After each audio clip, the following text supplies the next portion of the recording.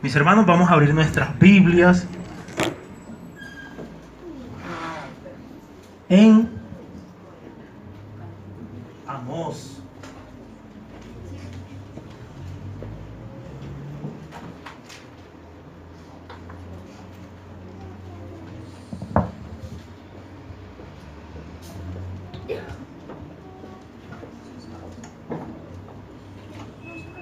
Amós capítulo 4.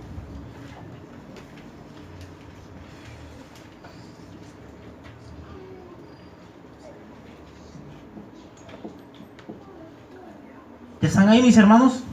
Amós capítulo 4, yo voy a leer uno, ustedes leen el otro. Dice: oíd esta palabra, vacas de Basán, que estáis en el monte de Samaria, que oprimís a los pobres y quebrantáis a los menesterosos, que decida vuestro Señor extraer y beberemos.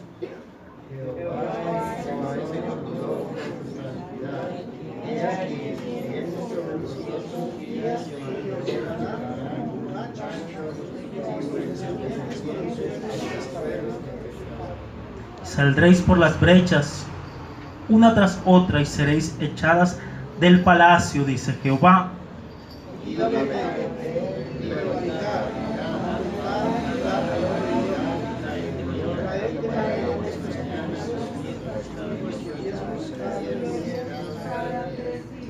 Y ofreced sacrificios de alabanza con pan leudado, y proclamad, publicad ofrendas voluntarias, pues que así lo queréis, hijos de Israel, dice Jehová el Señor.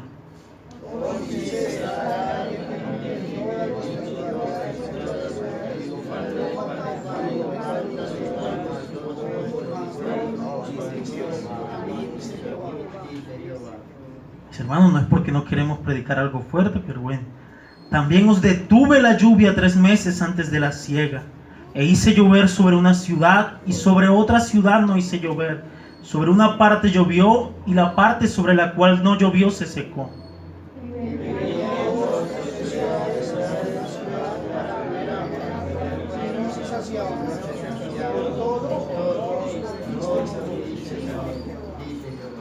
Os herí con viento solano y con oruga.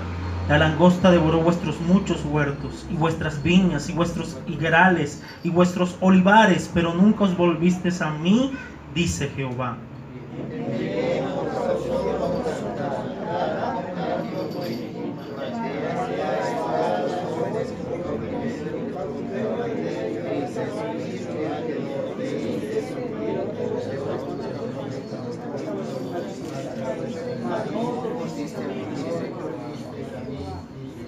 Os trastorné como cuando Dios trastornó a Sodoma y a Gomorra. Fuisteis como tizón escapado del fuego, mas no os volvisteis a mí, dice Jehová. Por tanto, de esta manera a ti, oh Israel,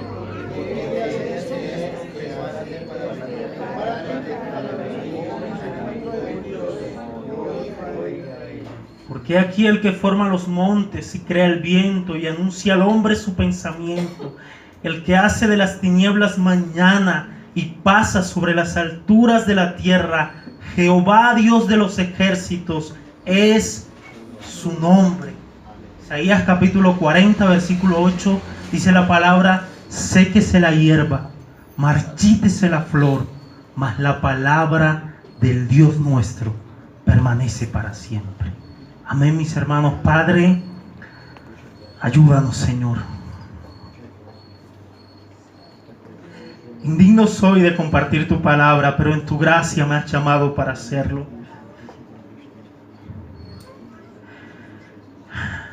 Danos sensibilidad, Señor. Danos sensibilidad ante tu palabra, Señor amado. Quebranta nuestros corazones, que tu palabra pueda ser como martillo que despedaza la piedra en esta mañana. Que tu palabra pueda correr y ser glorificada en esta mañana. Danos sensibilidad ante tu palabra. Danos sensibilidad, Señor. Quebranta la dureza de nuestro corazón. Ayúdanos a obedecer tu palabra, para que no tengan que venir los juicios por nuestro pecado. Y si ya han venido los juicios, ayúdanos a ser sensibles. y podernos volver a ti y arrepentirnos, Señor, y buscar tu ayuda y buscar la gracia tuya. Yo te pido que me ayudes, que me des la gracia, la sabiduría para exponer tu palabra. Pero también junto con mis hermanos te pedimos que nos ayudes a obedecerla. Ayúdanos a obedecerla. Ayúdanos a vivir para la gloria de tu nombre, Señor. En el nombre glorioso de Cristo Jesús, te damos gracias, Padre Santo. Amén y amén. Mis hermanos, hace 8 días vimos el versículo 4 y el versículo 5 del capítulo 4 del libro de Amós, y veíamos la manera irónica en que el profeta Amós se dirige al reino del norte. Pero no solamente eso, mis hermanos, también veíamos la manera aplicativa, la manera tremenda en cómo se aplican estos textos a nuestra vida. Recuerdo que hace 8 días, luego que terminé el mensaje, estando ya en la casa, me escribió un hermano y me decía: Dios usó poderosamente el mensaje para confrontar mi vida. Yo le decía: hermano, no solamente su vida, la vida mía también fue confrontada por la palabra. No solamente Dios confronta la vida de ustedes a la palabra ser predicada, sino también la vida del predicador, mis hermanos. Así que el Señor nos ayude y nos siga ayudando de una manera especial. Mis hermanos, yo creo que el pasaje que vamos a ver hoy, que es desde el versículo 6 hasta el versículo 13, con la ayuda del Señor, el pasaje que vamos a estudiar hoy, yo creo que nos permite o me permitió colocarle un título a este pasaje. Así que el título del mensaje o del pasaje que vamos a estudiar hoy es: la indiferencia del pueblo ante el castigo. La indiferencia del pueblo ante el castigo. Mis hermanos, yo creo que el título nos permite, no solamente el título, sino el contenido del mensaje nos va a permitir ver la naturaleza horrenda, terrible, horrorosa del pecado, mis hermanos. Yo creo que el título del mensaje, la indiferencia del pueblo ante el castigo, y el contenido del mensaje en esta mañana nos va a permitir ver la naturaleza horrible del pecado. Hay un tema en teología que se llama la depravación total del hombre, y este tema habla de que el hombre ha sido corrompido en todas sus facultades, su cuerpo, su razón, su voluntad, sus emociones, su sentimiento han sido corrompidas por el pecado, mis hermanos. Diría alguien: la imagen visible de Dios, que es el hombre, fue estropeada en cuanto a su constitución, en cuanto a sus relaciones con Dios, consigo mismo y con los demás, en cuanto a su rol en el mundo. La imagen de Dios, que es el hombre, ha sido estropeada tremendamente, mis hermanos, en cuanto a su constitución, en cuanto a su relación con Dios, con los demás, con el hombre, consigo mismo, en cuanto a su rol en el mundo. Eso no quiere decir, mis hermanos, que el hombre es tan malo como pudiera llegar a serlo. Y un ejemplo de eso lo vemos a diario en nuestra sociedad. Pensemos en aquel hombre que cogió un arma y mató a varias personas. Mis hermanos, si pensamos en ese hombre cuando era niño, yo creo que ustedes, ni yo, creo que ni él mismo se alcanza a imaginar lo que iba a hacer cuando tenía 30, 40 años de edad. Uno ve a un niño y dice, no se lo imagina matando a varias personas. Pero mis hermanos, ese es el mundo en el que vivimos.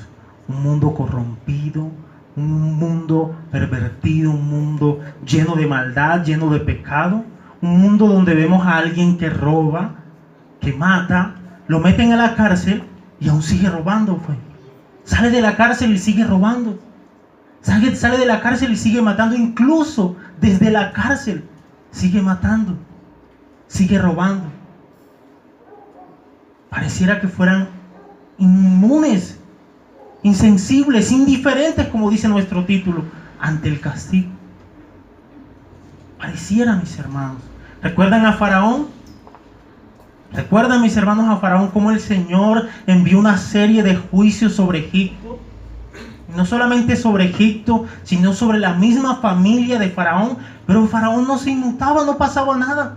Era indiferente ante los juicios de Dios. Era insensible ante los juicios de Dios, mis hermanos. A veces nos comportamos como los niños pequeños.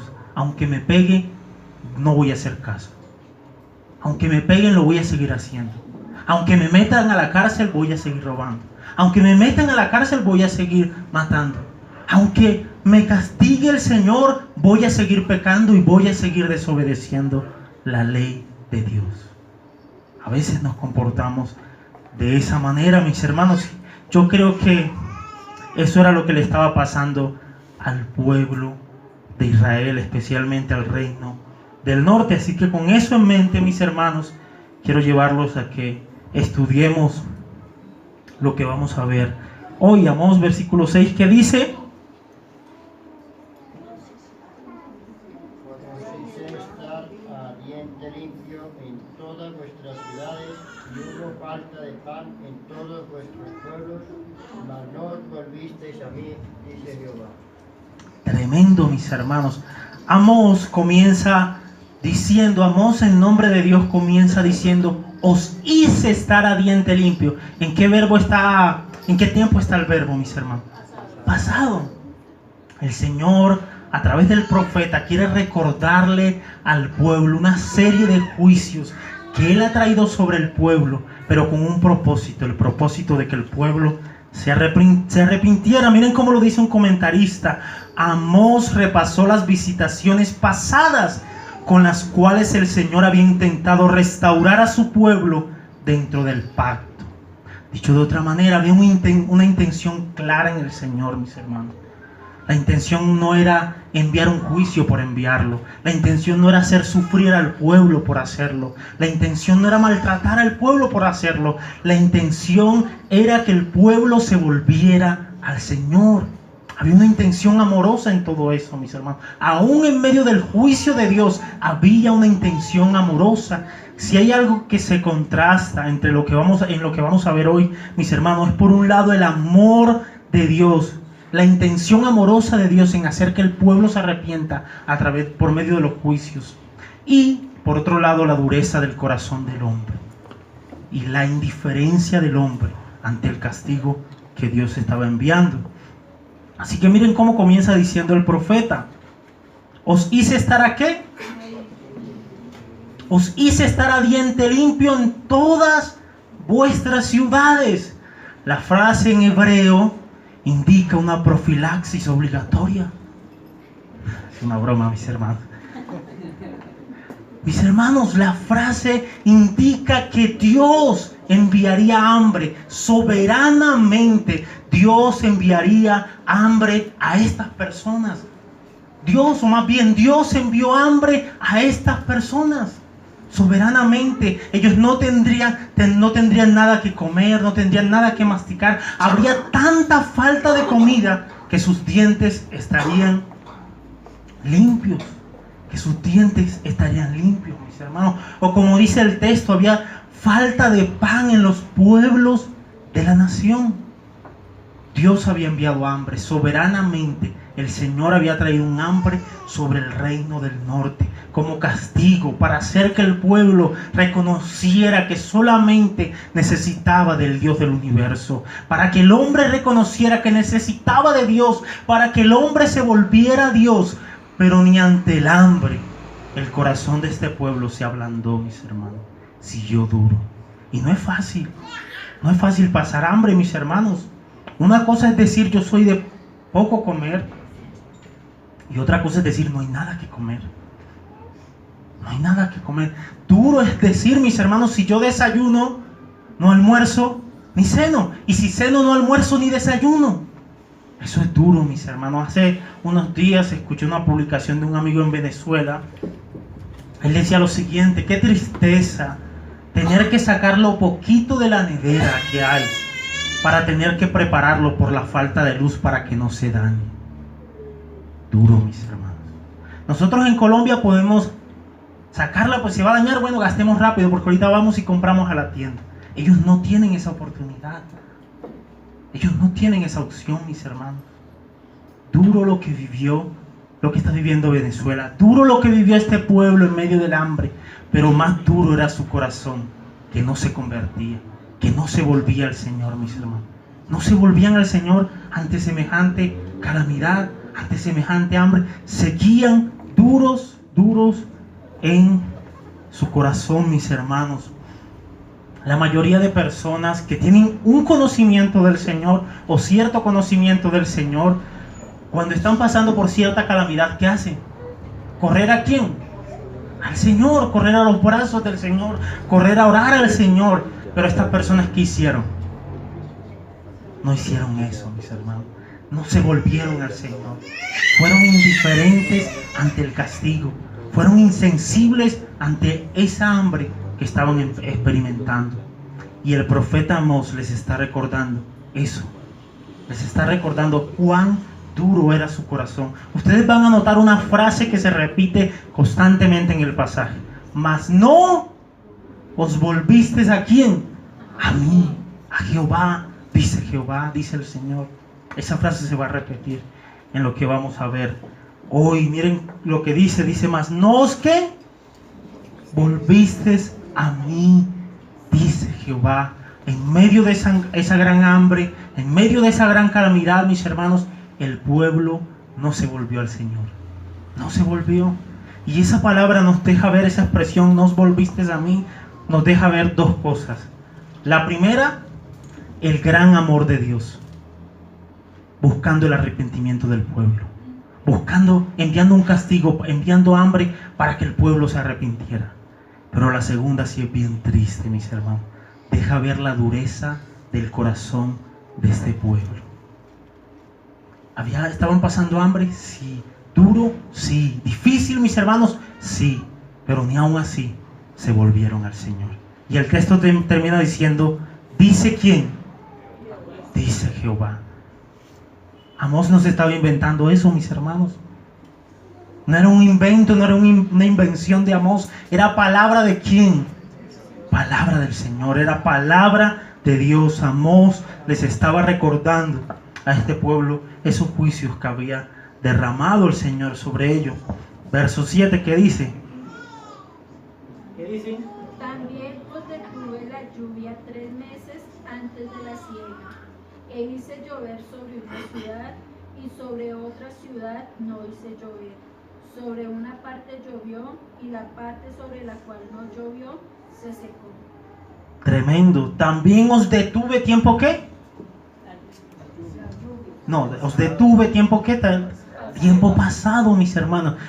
El profeta sigue recordando o está enumerando algunos castigos, algunas calamidades que Dios había traído sobre el pueblo en tiempos pasados, con el propósito de hacerlos que volver a Él, mis hermanos. Pero el pueblo que había hecho no se había vuelto, así que dice, también os detuve ¿qué? La lluvia 3 meses antes de la siega. Soberanamente, mis hermanos, justo 3 meses antes de la siega, el Señor le plació detener la lluvia en ese momento.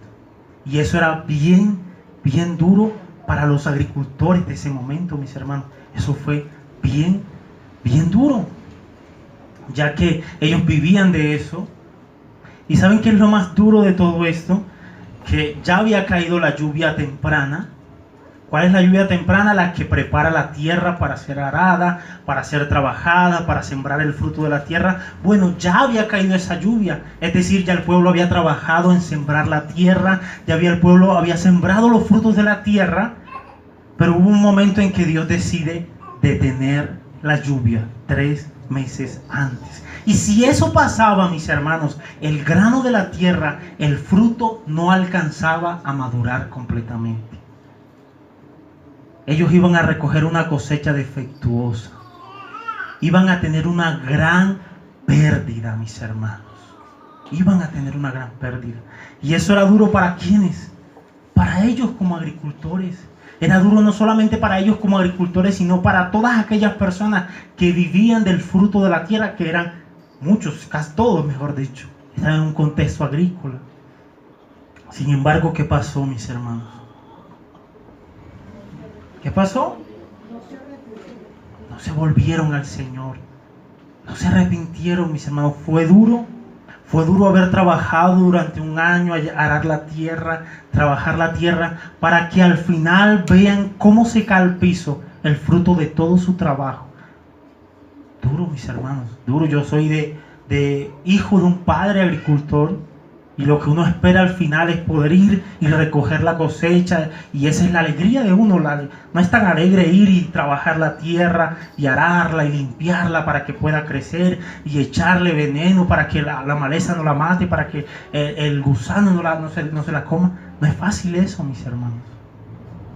Eso es duro, es trabajo arduo. Toca a veces contratar gente si el cultivo es demasiado grande, y para que al final todo se pierda, mis hermanos. Duro. Pero insisto, más duro era el corazón de este pueblo, que no se volvía al Señor, que no se arrepentía. Alguien decía: si somos castigados o corregidos por un pecado y no nos arrepentimos, estamos en serios problemas. Mis hermanos, si somos corregidos por un pecado y no nos arrepentimos, estamos en serios problemas. No esperemos, no sé si acá usan la expresión en la costa, o por lo menos mi papá la usó mucho, no esperemos el primer correazo, mis hermanos del Señor. Yo creo que no deberíamos esperar ni el primer correazo. ¿Saben por qué, mis hermanos? Porque nosotros deberíamos reaccionar ante la palabra de nuestro Dios. La palabra de Dios debería ser suficiente para mostrar nuestro pecado, para mostrar nuestra maldad, y nosotros poder reaccionar y buscar la ayuda del Señor, arrepentirnos y volvernos al Señor. Pero ¿saben qué pasa, mis hermanos? A veces no sucede de esa manera. A veces se predica, a veces le hablamos a alguien y le decimos: la palabra de Dios dice esto, no es por allí, es por acá, y le decimos, mis hermanos, pero la persona no entiende. A veces no entendemos, mis hermanos, con la palabra. Entonces, ¿qué tiene que venir? La correa, mis hermanos, el juicio de Dios. ¿Sí ven que eso deja ver la dureza del corazón del hombre? Una persona que ya reciba el castigo por el pecado, mis hermanos, es porque no ha atendido el llamado de la palabra, no ha atendido la reprensión de Dios por medio de su palabra, y Dios tiene que enviar el pecado. Dios tiene que enviar el juicio. Así que, mis hermanos, no esperemos ni siquiera el primer correazo, o por lo menos si ya hay un primer correazo, no esperemos que el juicio se ponga más grave, se arrecie más, mis hermanos. Recuerdo que cuando mi papá me enviaba a hacer algo, nuestro padre, mi papá, él no me daba la opción, de decir: ya voy. Era ya, debíamos ir ya, mis hermanos. Y si no íbamos ya, a veces había un correazo fuerte, y si no hacíamos caso, no era un correazo, eran varios correazos, como decimos allá, una limpia o una pela, creo que le dicen acá. Mis hermanos, a veces el juicio de Dios se arrecia contra nosotros. ¿Por qué?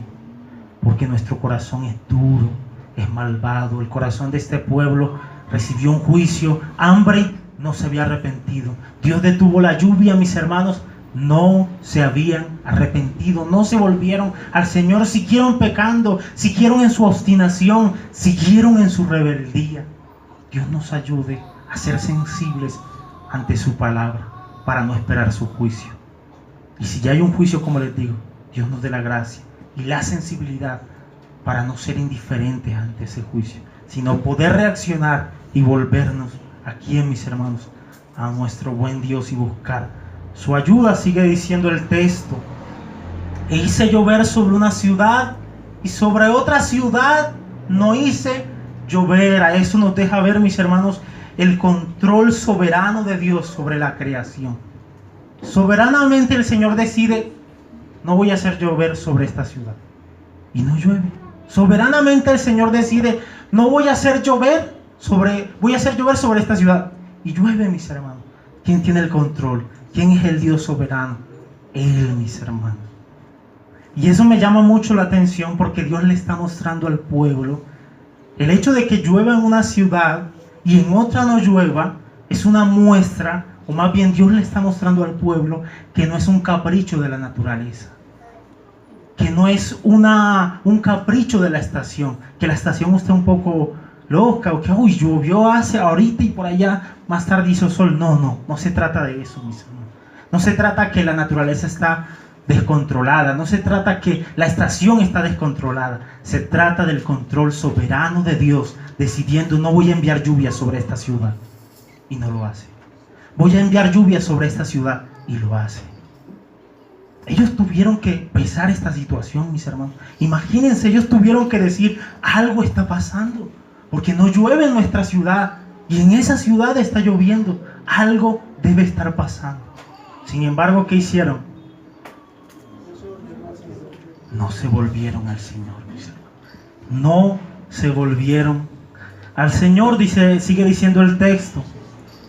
Y venían 2 o 3 ciudades a una ciudad para beber agua y no se saciaban. Con todo esto no os volviste a mí. Dice, sobre una parte llovió, creo que dice el texto, ¿cierto? Perdón, acá. Sobre una parte llovió, Eso. la parte sobre la cual no llovió se secó. Sobre una parte llovió y la parte sobre la cual no llovió se secó. Dios soberanamente hizo que sobre una parte lloviera y sobre otra no lloviera. Y donde no llovía, ¿qué pasaba? Se secaba el terreno. Y un terreno seco no sirve para arar, no sirve para trabajar, mis hermanos. Sin embargo, el pueblo seguía duro de corazón. Ellos veían cómo caía agua, mi hermano, sobre un terreno, cómo se llenaban los ríos, cómo venía el agua, que era muestra de la bendición de Dios, o que sigue siendo muestra de la bendición de Dios, mis hermanos. Y cómo ellos veían también, por otro lado, que no caía agua en su terreno, que su terreno se secaba, y eso iba a traer gran calamidad, gran hambre en medio del pueblo. Sin embargo, ¿cómo seguía el pueblo, mis hermanos? El pueblo seguía duro, no se inmutaba, no se movía, mis hermanos, era indiferente ante el castigo. Si ven la dureza del corazón, mis hermanos, la dureza del corazón, sí, no solamente la dureza del corazón, sino lo horrendo del pecado, la naturaleza horrible del pecado.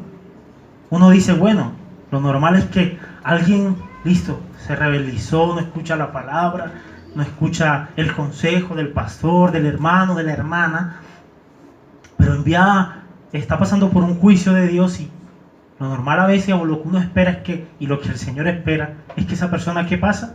Se vuelva al Señor, se arrepienta y se vuelva al Señor por su sufrimiento, por lo que está pasando. Pero estas personas, ¿qué hacían, mis hermanos? No se volvían al Señor, seguían duros en su corazón. Tremendo, mis hermanos.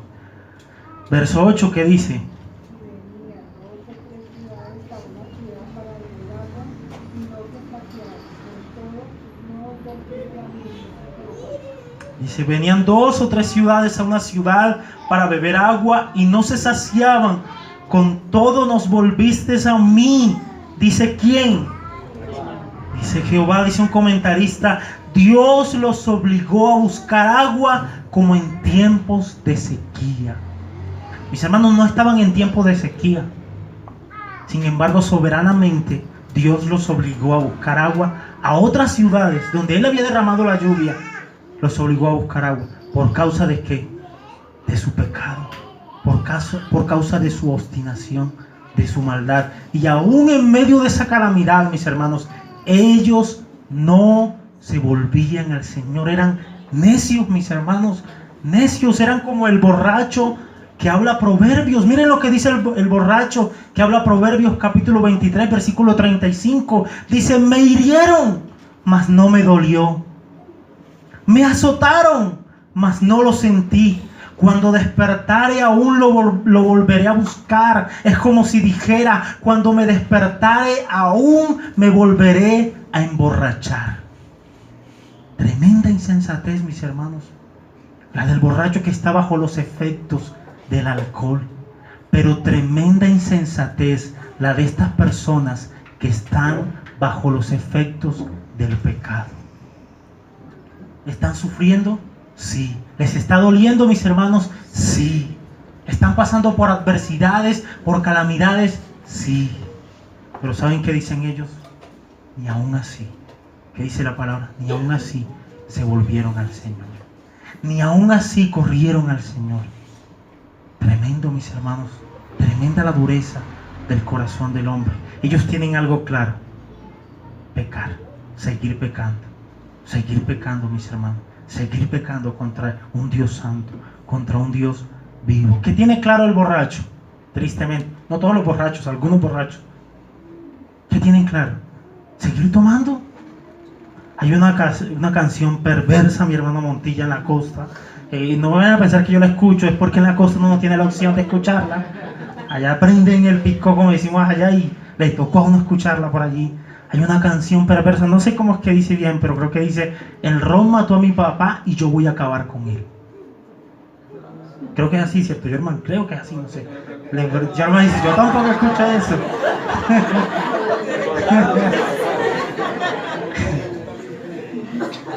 Toca preguntarle que la canción es de la costa, creo. Sí, mis hermanos, así dice: tremenda obstinación, tremenda rebeldía. Absurdo eso, ¿no? Si el ron mató a mi papá, yo voy a acabar con él. ¿Será? Así estaba el pueblo, mis hermanos. Estoy sufriendo, pero no me dolió. Me azotaron. Así estaba el pueblo, mis hermanos. Tenían una obstinación tremenda. Yo no sé si ustedes lo pueden ver, pero eso deja ver la horrenda naturaleza del pecado, mis hermanos. Aún ante el castigo, no se inmutan, no se mueven, no se vuelven a Dios. ¿Y saben quién es Dios? Nuestro mayor bien, mis hermanos. Dios es nuestro mayor bien. Pero el hombre no buscó su mayor bien. No se volvía a su mayor bien. Seguía sufriendo. ¿Saben lo que dice Jeremías? 2 males se ha hecho mi pueblo. Me han dejado a mí fuente de agua viva y han cavado cisternas agrietadas que no los sacian, no los satisfacen. Eso hizo el pueblo, mis hermanos. Dejaron al Dios vivo del cielo, a su mayor bien, y buscaron su pecado, buscaron su maldad, siguieron en su obstinación, en su rebeldía. No se volvieron al Señor, mis hermanos. Triste y tremendo la naturaleza del pecado. Dice: os herí con viento ¿qué?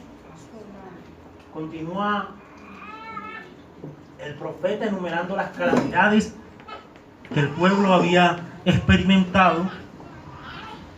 Y ¿saben qué, mis hermanos? Cuando el profeta les recuerda estas calamidades que Dios había traído sobre el pueblo y que ellos no se habían arrepentido, ¿saben qué les está mostrando el profeta a las personas a las cuales él les está hablando?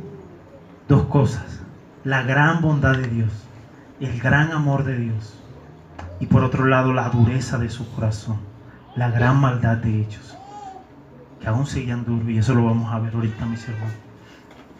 Dice: os herí con ¿qué? Con viento solano. El viento solano era un viento que quemaba el grano, lo dañaba, mis hermanos. Bueno, Dios envió viento solano sobre los frutos de aquella región para que se dañaran. Soberanamente lo hizo, mis hermanos. Miren cómo Dios controla todas esas cosas. Pareciera que el Señor estuviera ausente de su creación, pero no lo está. Dios está más presente de su creación de lo que nosotros podemos llegar a imaginarnos. Hay un grupo de personas, incluso creyentes, que piensan que Dios creó todas las cosas y las dejó a la deriva, que siguen ellos su curso. Hay algún grupo de personas, incluso creyentes, que piensan eso. Hay otro grupo de personas que no son creyentes, que piensan que Dios está tan involucrado en la creación que todo es Dios. Dios sol, Dios luna, etcétera, etcétera. Que todo es sol. Eso se llaman los panteístas. Mis hermanos, ambas posturas están mal. No todo es Dios, pero Dios no está ausente de su creación. Dios está presente en medio de su creación. Todas las cosas por Él fueron creadas. Por Él y para Él fueron creadas. Y en ellas y en Él ¿qué? Subsisten todas las cosas. Si no estoy mal, creo que lo dice Tesalonicenses. Dios está en control de todas esas cosas, mis hermanos. Y el texto nos lo deja ver. Dice: os herí con viento solano y con oruga. La langosta devoró vuestros muchos huertos. Vuestros muchos huertos. ¿Qué tenían ellos, mis hermanos? Muchos terrenos, muchos huertos con pastos. Y el Señor envió la langosta para que acabara con ellos. Pero no solamente sobre los huertos vino la langosta, sino sobre ¿qué? Sobre las viñas, mis hermanos, sobre los higuerales y sobre vuestros olivares, dice la palabra. Pero nunca ¿qué? Dice Jehová. Pero ni aún así, mis hermanos, se volvían al Señor. Dios envió viento solano, quemó el grano de la tierra, envió la langosta para que se comiera el fruto de la tierra. ¿Fácil, mis hermanos, para un contexto agrícola? No. Es como si usted sacara un préstamo del banco, comprara su lote, comenzara a construirlo. Los que saben construcción, que usted mismo lo construya, lo levante, lo pinte. Ya cuando lo tenga listo para habitar, venga un temblor y lo... ¿Así? Incluso aunque uno no lo haga, uno no trabaje en ello mismo y ponga la plata, duro, mis hermanos, duro. Ellos trabajaron en la tierra, sembraron, pero al final, ¿qué pasó? Vino la langosta, vino el viento solano, quemó el grano, vino la langosta y devoró los cultivos. Duro, pero insisto, más duro era su corazón, que no se volvían al Señor. Yo conocí a un hombre, fui a enseñar la palabra una vez en la costa, estando en la costa, pero fue en la costa, a unas 12 horas de mi pueblo. Fui a enseñar la palabra y recuerdo que conocí a un hombre que Dios había tratado con él fuertemente, mis hermanos. Fuertemente, era hijo de pastor, de un pastor. Dios había tratado fuertemente con él, había quedado postrado en una cama durante mucho tiempo, se levantó, vivió muchas calamidades, pero había quedado postrado en una cama, se levantó y siguió en las drogas, siguió pecando contra Dios. Y cuando yo lo conocí, lo vi predicando. ¿Y saben cómo lo vi predicando, mis hermanos? Cuadrapléjico, solamente podía hablar prácticamente. El resto estaba... Y él decía: Dios sabe por qué me tiene así. Y es su gracia, y es su amor. Dios sabe por qué lo tenía así. Mis hermanos, el propósito de Dios al enviar estas calamidades era que el pueblo se volviera a Él. Noten lo que dice este comentarista. Dice: esto no fue una muestra de la ira, sino de su amor. Su castigo empieza suave, crece poco a poco, para que Él pueda usar la disciplina más suave posible para volver nuestros corazones hacia Él. Si nos damos vuelta, si no nos convertimos, la mano castigadora se hace más pesada por un deseo amoroso de ver nuestro arrepentimiento. Dios envía el castigo, mis hermanos. Recuerden, no debería ser necesario el castigo, solamente bastaría la palabra. Pero a veces nuestro corazón es duro y necesita ser castigado. Dios envía el castigo suave. Pero si no nos arrepentimos, si no nos volvemos a Él, mis hermanos, el castigo se sigue haciendo más pesado. La mano de Dios sigue siendo más pesada sobre nosotros. ¿Hasta dónde puede llegar Dios? No lo retemos, mis hermanos. Horrenda cosa es caer en las manos del Dios vivo. No temáis al hombre, temed más bien a Dios, que tiene el poder y la autoridad para matar el cuerpo, para destruir el alma y el cuerpo en el infierno. No retemos al Señor, mis hermanos. No retemos a nuestro Dios. No retemos para ver hasta dónde puede llegar Dios. Recuerden que el hacha está puesta sobre el alma, y aquel que no dé fruto será cortado. Eso dice la palabra, mis hermanos. Eso dice el Señor en su palabra. No retemos a nuestro Dios. Este pueblo había retado al Dios del cielo, a Jehová de los ejércitos, y la situación cada vez se empeoraba. El castigo cada vez se hacía peor, mis hermanos. Pero esta gente no se convertía. Mis hermanos, Si Dios por medio de su palabra, aplicación, si Dios por medio de su palabra nos muestra su pecado, nos muestra nuestro pecado, es mejor que nos arrepintamos. Es mejor que nos volvamos a Él y no tengamos que esperar el juicio del Señor. Y no tengamos que esperar la mano de Dios, la mano fuerte del Señor. Dios nos dé la gracia, Dios nos dé la sensibilidad, Dios nos ayude a no ser indiferentes ante los juicios de Dios. ¿Qué estaba pasando con este pueblo, mis hermanos? Este pueblo era indiferente o estaba siendo indiferente ante los juicios del Señor. Dios nos ayude y nos dé la gracia. Verso 10. Envié contra vosotros mortandad. Si notan cómo se pone más serio el asunto. Envié contra vosotros mortandad, tal como que maté a espada a vuestros jóvenes con cautiverio de vuestros caballos, e hice subir el hedor de vuestros campamentos hasta vuestras narices, mas no os volvisteis a mí, dice Jehová. Mis hermanos, el castigo se va agravando, ya que se compara con los castigos que Dios había enviado a Egipto. Pero me llama la atención cuando dice lo siguiente: envié contra vosotros mortandad tal como en Egipto, maté a espada a vuestros jóvenes. Eso me llama la atención, mis hermanos, porque creo que es 1 Samuel capítulo 8, cuando el pueblo le pide rey, al Señor, o le pide rey a Samuel, como las demás naciones, Samuel se entristece, le duele en su corazón. Sin embargo, el Señor le dice, dale rey. Pero Samuel hace una advertencia. Y dentro de esas advertencias estaba de que los jóvenes iban a ser llevados a la guerra, mis hermanos. ¿Y en la guerra qué iba a pasar? Iban a morir. Este asunto acá se va poniendo bien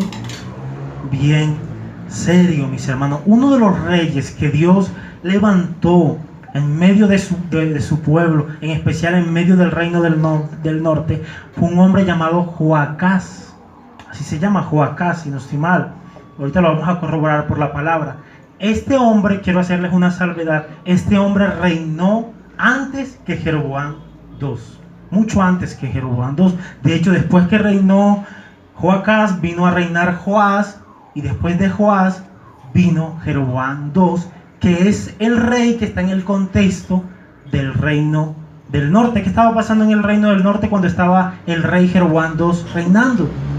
Había la política, ¿cómo estaba? Estaban políticamente bien, económicamente bien, militarmente bien. Eran prósperos, mis hermanos. Pero recuerden que, ¿qué está haciendo el profeta? Señalando que algo que había pasado, ¿dónde? En el pasado, antes, en el pasado, mis hermanos.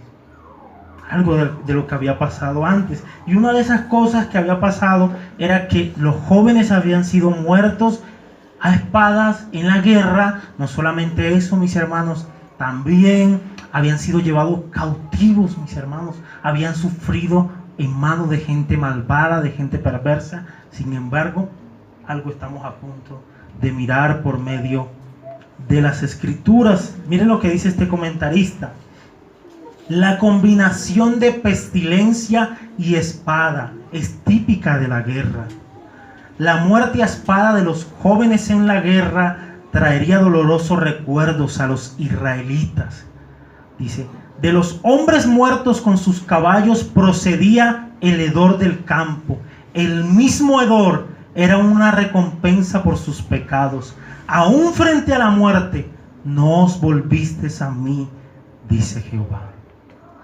Ni delante de la muerte, mis hermanos, estas personas se volvieron al Señor. Ni delante de la muerte, esas personas fueron ablandando su corazón. Nada, su corazón se fue endureciendo. Así que quiero traer a colación nuevamente al rey Joacás y decirles nuevamente que reinó antes de Jeroboam, para llevarlos a leer una cita, Segunda de Reyes, capítulo 13, versículo 1 al 7.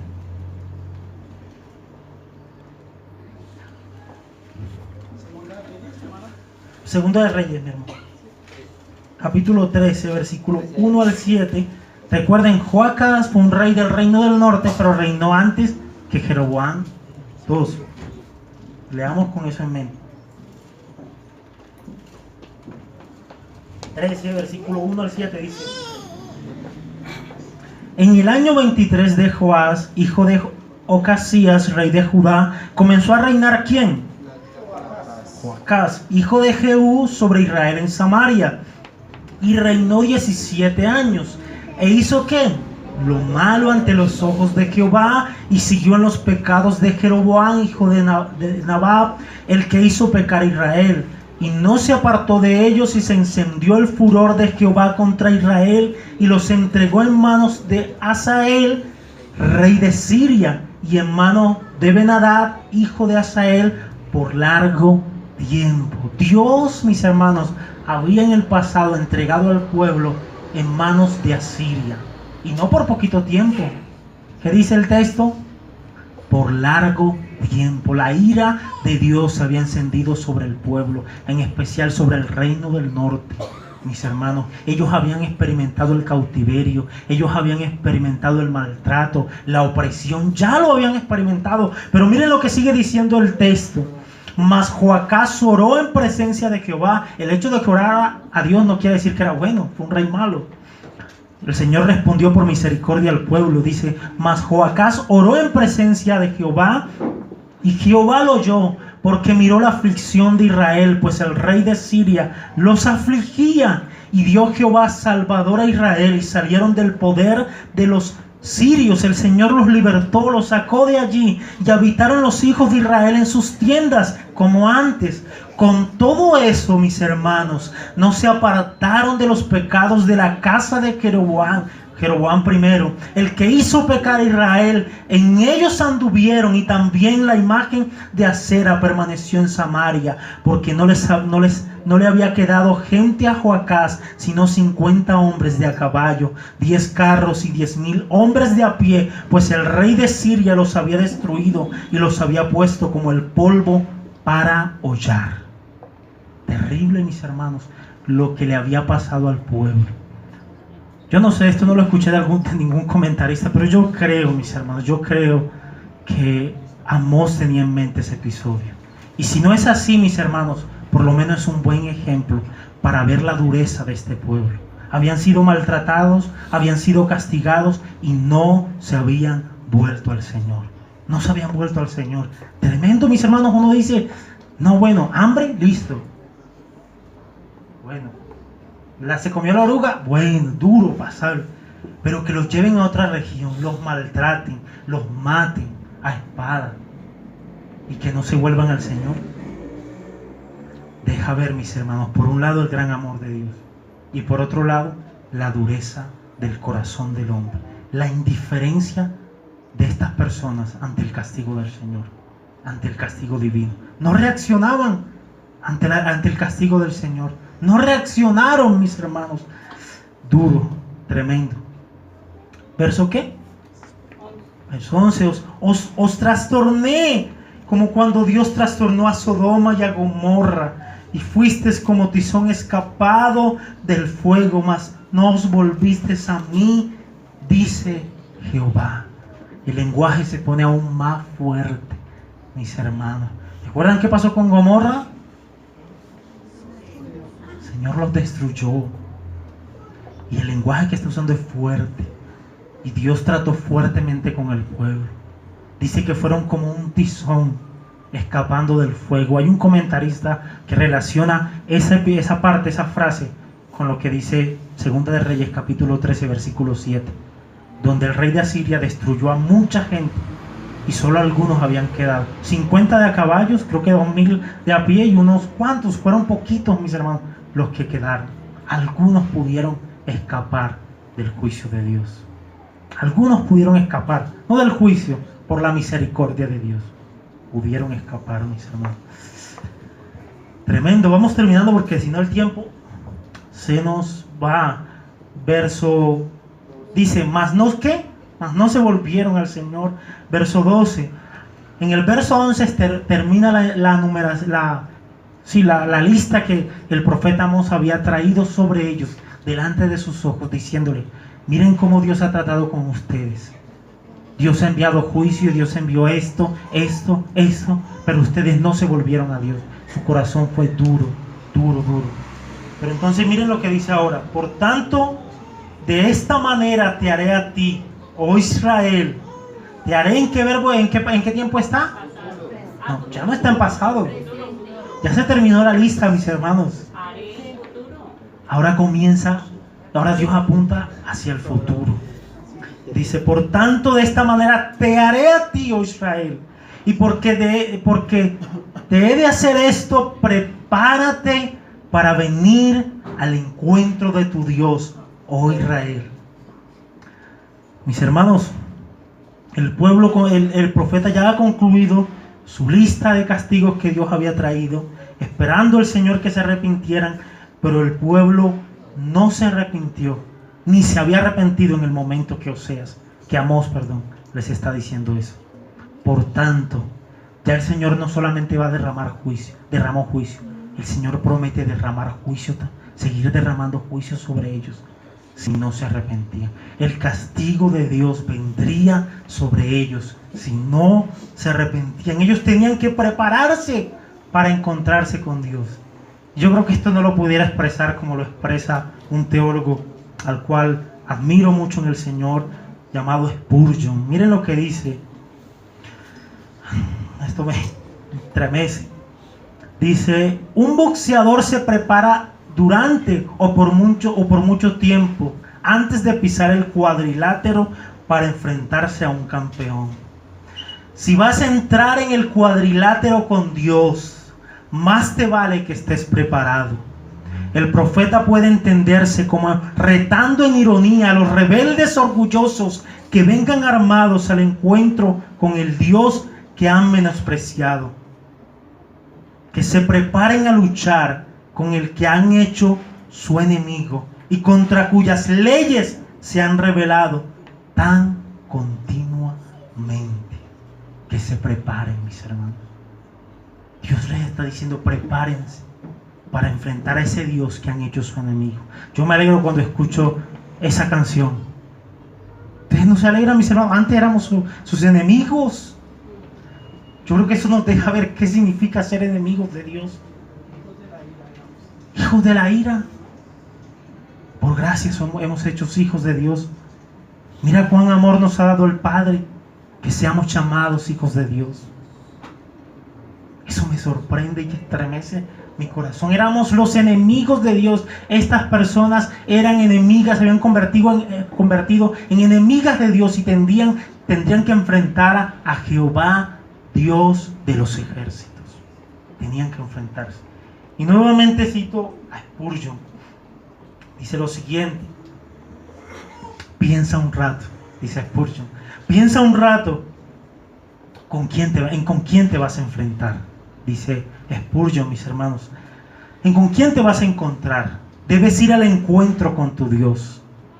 Tu Dios, eso es, debes ir al encuentro con la justicia ofendida, cuyas leyes has quebrantado, de cuyos castigos te has burlado. Justicia justamente indignada, con una espada desenvainada. Debes ir al encuentro con tu Dios. Esto es, debes ser examinado por una omnisciencia que no ha sido cegada. El que ha visto tu corazón, leído tus pensamientos, ha notado tus afecciones y recordado tus palabras vacías. Tienes que ir al encuentro con Él, con un discernimiento infinito. Tienes que encontrarte aquellos ojos que nunca se engañaron, el Dios que verá a través de los velos de hipocresía y todos los escondites de la formalidad. No será posible hacerte ver mejor de lo que eres ante Él. Tremendo, mis hermanos. Con ese Dios se iba a encontrar ese pueblo, con la justicia ofendida, con el Dios omnisciente que todo lo conoce, con el Dios que mira a través de la hipocresía del hombre. ¿Saben qué le pasaba a Israel? Israel pensaba que ellos estaban bien. Ellos medían su espiritualidad por lo externo. Dice un teólogo, si medimos la espiritualidad por algo natural, por lo externo, corremos el peligro de pensar que estamos en la cima de la espiritualidad, cuando en realidad estamos en el pantano de la carnalidad. Dios nos ayude. Eso le estaba pasando al pueblo. Pensaban que estaban bien. Medían su espiritualidad por lo externo, por el dinero que tenían, por la política que estaban viviendo, por lo militar, la parte militar que estaban viviendo. Pero estaban mal delante de Dios y tenían que enfrentarse con la justicia ofendida, con el Dios que discierne todas las cosas. Y mis hermanos, por más que nos escondamos externamente, no podremos engañarle a Él. No podemos presentarnos de una manera diferente ante los ojos del que todo lo ve, del que discierne todo mal, del que disipa todo mal, dice Proverbios. Dios nos ayude. El pueblo pensaba que estaba engañando a Dios, pero tendría que enfrentarse con ese Dios omnisciente, omnipotente. Y el verso 13 agrava el asunto. Porque aquí el que forma los montes y crea el viento y anuncia al hombre su pensamiento, el que hace de las tinieblas mañana y pasa sobre las alturas de la tierra, Jehová Dios de los ejércitos es su nombre. Eso agrava el asunto. ¿Y saben por qué, mis hermanos? Porque ese texto habla de la soberanía de Dios, del que tiene el control de todas las cosas. Ese Dios soberano, a ese Dios soberano se iban a enfrentar. Ese Dios soberano estaba diciendo que iba a enviar castigo sobre ellos, que iba a enviar juicio sobre ellos. Dios nos ayude, mis hermanos. Este pueblo había sido insensible, había sido indiferente ante el castigo. Pero Dios iba a enviar un castigo bien fuerte para llevarlos al arrepentimiento, mis hermanos. Dios nos dé la gracia para no ser indiferentes. Dios nos ayude a no ser insensibles, sino a poder responder a su palabra, al llamado de su palabra. Pero no solamente eso. Si no hemos podido hacer eso, Dios nos ayude a responder al llamado del castigo de Dios, mis hermanos. Quiero concluir con las siguientes palabras y lo voy a leer.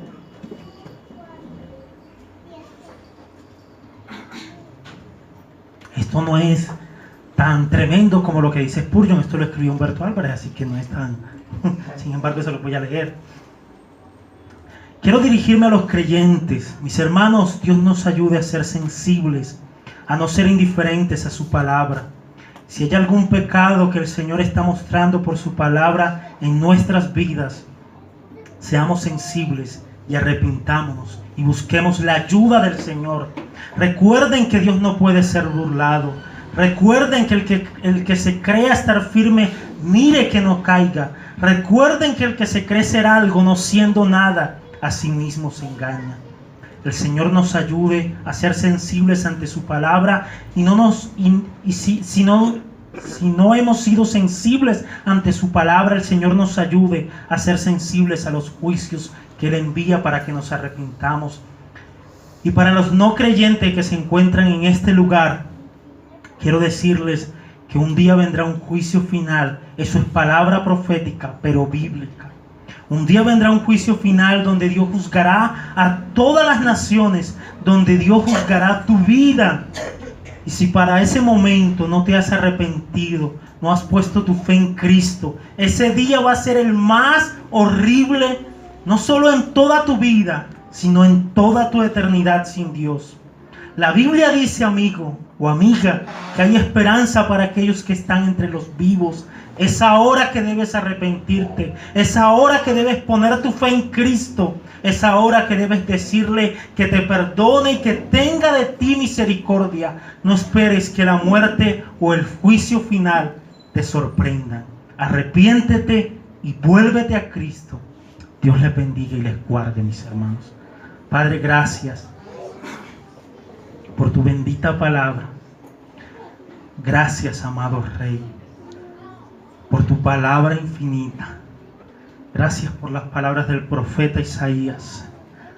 Marchítese la hierba, séquese la flor, mas la palabra del Dios nuestro permanece para siempre. Es tu palabra, Señor. Yo te pido que pueda correr en nuestros corazones, que pueda sacudir nuestros corazones. Yo te pido por mis hermanos que esta palabra, por nuestras vidas como creyentes, que esta palabra pueda estremecer nuestras vidas, y que nos volvamos al Dios vivo del cielo, que busquemos tu ayuda, tu auxilio, Señor, el cual está disponible. Pero también te pido por aquellos que no te conocen, Señor, que sus ojos sean abiertos, que su corazón sea quebrantado y puedan ver tu misericordia, tu perdón, puedan ver su gran pecado, su gran maldad y el juicio que vendrá sobre ellos si no se arrepienten. Pero que también puedan ver la oportunidad hoy de poner su fe en ti, Señor, y de volverse en arrepentimiento a ti. Tu palabra dice que al que a ti viene tú no le echas fuera. Salva, Señor, te lo pido. Tú te agrades en salvar en esta mañana y en seguir edificando a tu pueblo. En el nombre glorioso de Jesús, Señor. Amén y amén. Mis hermanos,